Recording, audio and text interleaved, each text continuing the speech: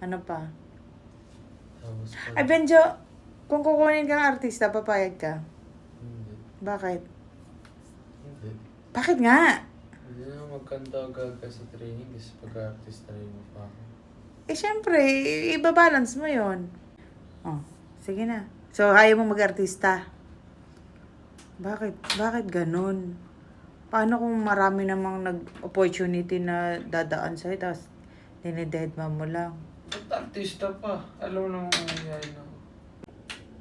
Eh, paano pag, kaya mo i-give up ang basketball, focus ka sa pag-aaral? Hindi. Oh. Tapos, para sa'yo, hindi mo kayang i-balance? I-balance? Kaya ko nun. Nakakasabay naman ako pero alam mo yung mga Hirap? basic na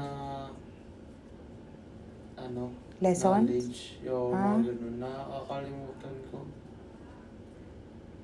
Kahit- Nakasabay naman na recitation. Nakasabay naman ako. Siguro, pag focus lang pag le-lecture yung mga teachers mo. Tuwing nagpapausok, naiisip ko.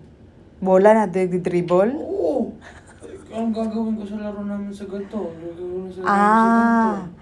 Tapos nakaganon ako, aral na ako. Gusto ko talaga matutunan yung sinasabi teacher ko. Ah. Mamaya, mga ilang minuto nakaganon ako. Yung basketball na naman, Oo. ang nasa isip mo. Lagi ko naisip,